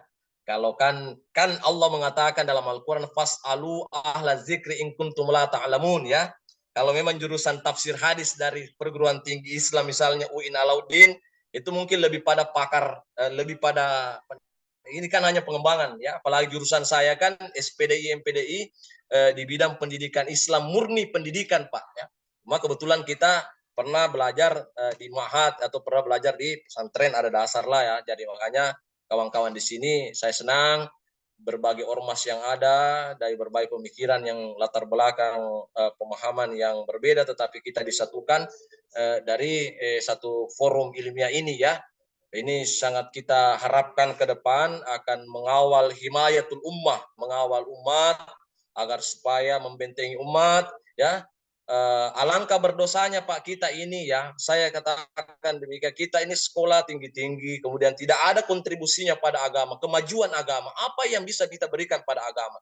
Saya kadang mengkritik juga, ya, maaf, kalau guru-guru besar yang diberikan gelar GB guru besar baru tidak ada kontribusinya Pak. Sementara negara memberikan sebuah tunjangan yang puluhan juta tunjangannya. Tapi apa yang bisa diberikan pada agama Islam ini? Ya, itu yang apakah hanya sekedar teoritis? Sementara Rasulullah SAW pernah bersabda bahwa innallaha yakbidul ilman tisaan minal ibad walakin yakbidul ulama. Jadi salah satu tanda-tanda akhir zaman telah dimatikannya para ulama. Ulama orang-orang yang paham, orang-orang yang faqih di bidang agama, orang-orang yang ahli di bidang agama, mereka sudah minim, mereka sudah banyak wafat. Yang muncul adalah al-juhala'u, al-ulama'u, al-juhala'u bilibasil ulama, orang bodoh yang berjubah ulama, orang bodoh yang berpakaian ulama, orang bodoh yang kemudian tidak punya pemahaman dalam agama ini, tetapi dia tampil di tengah-tengah masyarakat. Ini yang sangat ironis dalam kehidupan ini Bapak sekalian. Coba lihat banyak ulama-ulama yang diparkir orang yang paki, yang santer sebagai pendakwah, kan mereka yang kadang dalilnya minim, cara menyebutkan ayat hadis saja enggak karu-karuan. Itu mungkin kalau Pak Ustadz Muhlar ini pakar di bidang tajwid, ya, mungkin bisa dibina oleh ya. Jadi itu, ya. Nah, ini yang kita mau harapkan, ya. Sementara secara kualitas, ya, hadis sahih, hadis hasan, hadis dhaif, ya, hadis maudhu, ya. Saya kira kita bisa pahami bahwa kalau syarat-syarat ini periwayat ini mungkin ini saya cari dulu, ya. Ini, ya. Jadi hadis itu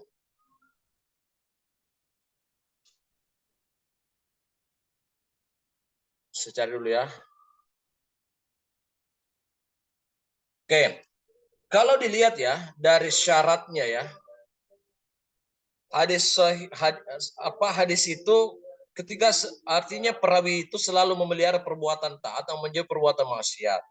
Menjauhi dosa-dosa kecil yang dapat menodai agama dan sopan santun, tidak melakukan perkara-perkara yang tidak benar ya. Jadi itu ya. Dan saya kira kita bisa juga pahami bahwa di dalam hadis-hadis sahih itu kan tidak boleh ada kecacatan ya, tidak boleh ini ya syarat hadis sahih ya. Ini tadi yang saya cari. Hadis dinilai sahih apabila memenuhi 5 syarat ya. Rawinya bersifat adil, sempurna ingatannya, sanadnya tidak terputus, hadisnya tidak berilat, tidak ada kejanggalan dalam hadis ini ya. Ya. Barangkali kepada kita semua ya, sebelum saya akhiri tentang hadis ini, saya ada yang mau bertanya terkait ini sebelum saya lanjut lagi di slide ada. Saya Pak Dokter. Ya, silakan Pak.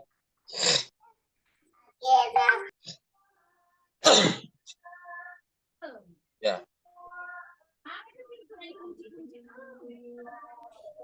Siapa yang bertanya? Pak Ustadz Laude atau? Saya. Oh, yang mana? Kalau tidak ada yang lain Saya bertanya. Siapa tadi angkat tangan Pak? Ada. Pak Laude, silakan Pak Laude. Siapa lagi tadi? Pak. Terima kasih Pak Dokter. Muhammad Tahir ya. Silakan Saya Pak lihat penjelasannya tadi terkait dengan fungsi hadis. Saya ingin mencocokkan saja dengan penjelasan tadi yang saya tulis di makalah. Karena yang saya tulis juga 4, tapi nampak yang saya lihat berbeda Pak Dokter. Ya. Kayak gitu bagaimana? Yang bagaimana? Kalau penjelasan Pak Dokter tadi, fungsi hadis kan 4, bayan tafsil, taksis, ta'yin, dan tasri. Kalau yang saya tulis di makalah itu ada 4 juga, tapi agak berbeda dengan ini Pak Dokter. Jadi yang ditanyakan kenapa berbeda? Atau?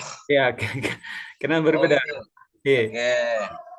Sebenarnya juga saya setuju kalau ada bayan nasakh ya, bahwa ada dalam Al-Quran yang kemudian bukan hadis menasa ya, tetapi memberikan penjelasan misalnya ayat-ayat itu kelihatannya berlawanan dengan ayat. Padahal sebenarnya tidak ada ayat yang berlawanan dengan ayat. Hadis menjelaskan hal itu ya. Jadi misalnya begini, kata budak ya, kata hamba sahaya ya, dari 3 misalnya hamba sahaya ya. Sekarang masalah perbudakan kan sudah tidak ada lagi ya. Sama dengan misalnya tentang kata innaka la tahdi, jadi lamnya ini adalah lam nafi ya. Lamun nafi, innaka la tahdi man ahbabta walakinnallaha yahdi may yasha. Ya. Ada juga ayat yang menjelaskan innaka la tahdi ya. Ada lamut taukid. Jadi kalau dilihat ada sesungguhnya engkau Muhammad benar-benar memberikan petunjuk. Ada ayat sesungguhnya engkau Muhammad tidak bisa memberikan petunjuk. Maka 2 ayat ini kelihatannya kontradiktif. Maka ada penjelasan hadis. Apa asbabul nuzulnya ini ayat kemudian dijelaskan hadis. Ya itu Pak ya. Jadi kalau yang saya tulis ini ya tidak ada sebenarnya persoalan Pak, bahwa ketika kita berbeda antar dosen dan mahasiswa itu kan sudah ada kemajuan sebenarnya ya. Jadi kalau apa yang ditemukan dosen, apa yang ditemukan mahasiswa, tidak ada masalah Pak. Yang penting bisa dipertanggungjawabkan Pak ya. Ya Anda tulis saja Pak apa yang Bapak ini kan nanti saya menilai Pak ya. Oh iya. Nah, makalahnya. Yang jelaskan kita bisa pertanggungjawabkan apa yang kita tulis ya. Saya materiku itu Ustadz, saya ambil dari modul PPG kemarin, saya ikut PPG. Oh ya. Iya, kebetulan kita belajar juga Al-Quran hadis dan saya ambil materi di situ. Oh ya. Iya. Baik. Kalau saya ini Pak tulis dari referensi studi pengantar ilmu hadis oleh Prof. Hasbi As-Siddiq ya. Kita bisa cari bukunya ya. Jadi ada buku pengantar studi ilmu hadis yang dikarang oleh Profesor Dr. Hasbi As-Siddiq. Itu ada di situ Pak, fungsi-fungsi hadis. Ini hanya rujukan petunjuk untuk rujukan Bapak. Cuma saya lupa tadi tulis itu bayanu nasikh ya. Ada itu, ada. Cuma saya temukan, saya hanya baru ingat kalau Prof. Hasbi As-Siddiq dalam bukunya pengantar studi ilmu hadis ada bayanu nasikh ya. Ada buku tentang bayanun nasakh ya. Bagaimana penjelasan untuk menentukan mana yang mengganti, mana yang diganti dari ayat-ayat yang kelihatannya seperti bertentangan atau kontradiktif. Nah, ini Pak ya. Ada yang lain, ada tadi Pak Hisbullah Kulaga. Ya, silakan, tafadhal. Ya, bismillahirrahmanirrahim. Assalamualaikum. Oke, disilakan. Iya, mungkin saya dulu Pak Ustadz. Ya, Assalamualaikum silakan. warahmatullahi wabarakatuh. Waalaikumsalam. Yang saya mau tanyakan nih Pak Dokter tentang hadis qudsi. Ya, yang kita tahu itu hadis qudsi adalah hadis yang langsung dari Allah Subhanahu wa taala. Pertanyaannya bagaimana membedakan Al-Qur'an dengan hadis qudsi? Terus bagaimana bisa kita membedakan juga antara hadis Nabi dan hadis qudsi ini? Yang kedua dari hierarki atau derajat, kira-kira apakah ada perbedaan juga antara hadis qudsi ini dengan hadis-hadis yang lain Pak Dokter? Ya, terima kasih. Assalamualaikum warahmatullahi wabarakatuh. Sebenarnya begini ya. Jadi hadis Nabawi ya, kita dulu hadis Nabawi dengan hadis qudsi adalah perkataan, perbuatan dan takrir Nabi itu yang bersumber dari Rasulullah ya. Apa yang kan Rasulullah ini tidak mungkin melakukan hal-hal yang bertentangan dengan ajaran agama. Sementara hadis qudsi adalah kalamullah yang disampaikan kepada Nabi Muhammad menyampaikan kepada yang lain ya, tanpa melalui malaikat Jibril yang membawa wahyu ya. Jadi sementara Al-Qur'an, perbedaannya Al-Qur'an dan hadis qudsi adalah kalamullah ya, yang disampaikan kepada Jibril dan kemudian Jibril menyampaikan kepada Muhammad SAW secara mutawatir dan secara beransur-ansur dan punya masa punya periodisasi ya 22 bulan 22 tahun 2 bulan 22 bulan 22 tahun 2 bulan 22 hari ya. 22 tahun 2 bulan 22 hari ya, itu periodisasinya ya. Turunnya Al-Qur'an. Sementara hadis qudsi itu tidak banyak Pak ya. Tidak banyak ya, apa yang saya pahami Pak ya, saya berbagi karena saya juga bukan pakar hadis ya, hanya berbagi bahwa hadis qudsi itu tidak banyak ya. Itu hadis qudsi turun itu karena ada asbab untuk memberikan penekanan pada situasi dan kondisi tertentu pada Nabi ya. Contoh misalnya ya, saya lupa teksnya, cuma begini bahasa artinya.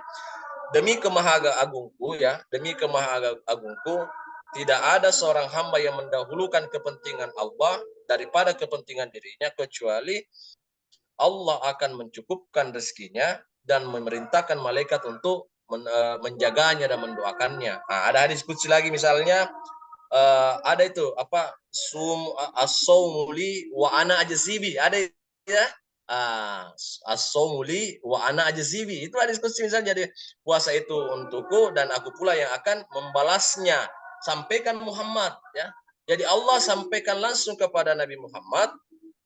Allah sampaikan kepada Muhammad, ini bukan redaksi kalimat Muhammad tapi redaksi kalimat Allah langsung kepada Muhammad ya. Itu hadis qudsi perbedaan dengan ayat-ayat Al-Qur'an, dan saya kira itu sederhananya Pak ya, karena juga sudah salawat masih juga di sini Pak, tidak terlalu maksimal saya dengar suaranya ya. Iya, siap. Ya, saya kira Pak ya, karena waktu kita sangat terbatas, mohon maaf ya, barangkali hanya sampai di sini saja waktu dan kesempatan saya. Andainya tadi masih ada yang siap untuk persentase makalah, tapi kondisinya kan hanya tujuh partisipan saja ya, dan kita maklumilah, saling memaklumi hal ini karena hanya 3 saja yang persentase makalah hari ini, dan tadi kita sudah sepakat bahwa ada sesi pertama presentasi, sesi kedua tanya jawab. Padahal keinginan saya itu sampai jam 2, tapi karena waktu kita terbatas, sebenarnya saya juga masih banyak yang mau saya sampaikan, tetapi karena kondisi tidak terlalu memungkinkan ya saya harap Pak kirim makalahnya ke saya secara pribadi ya, karena itu menjadi penilaian saya, dan tentunya saya mohon maaf ya atas segala kekurangan dari ilmu yang saya berikan selama saya memberikan kuliah. Saya mohon maaf, mudah-mudahan kita bisa berjumpa secara alam nyata Pak, bukan hanya alam Zoom ini ya, supaya saling kenal mengenal ya. Baik, saya akhiri dengan ucapan nasrun minallahi wa fathun qarib wa basyiril mu'minin wallahul muwaffiq ila aqwamit thoriq. Minallahil musta'an wa alaihi tiklan wa billahi taufiq was sa'adah. Wassalamualaikum warahmatullahi wabarakatuh. Ada semua Waalaikumsalam. ada Nabi semua nih. ada Ada Dede, DDI-nya. ada Nadia. Jadi itulah Islam, itulah Islam. Jadi pertanyaan saya ini Pak Dokter ditangguhkan. Karena sudah masuk itu. Pertanyaan saya ditangguhkan nanti lain kali. Ya, oke, baik. Oke. Allahu Akbar. Assalamualaikum. Waalaikumsalam warahmatullahi wabarakatuh. Alhamdulillah. Assalamualaikum. Kurasi sedih. Kurang sekali anggota ikut bilang. Nah, itu mi. Sama. Kapan? Cangkarubu ya. Pergi berhari Minggu. Oh iya, ada yang masih di Makassar ini Dia bilang tadi Pak dosen, yang penting kasih aktif saja di HP. Katanya Ya. Ustaz. Biar di perjalanan. Assalamualaikum Ustadz Muhammad Tahir. Oke. Gimana kelompok? Hah? Bagaimana kelompok? Ya, belum ada kelompokku ini. Makanya baru bisa kunci. Masih di kelompok saja 3 orang Ki. Ya, cocok mi. Alhamdulillah kalau dikasih masuk. Iya, Saya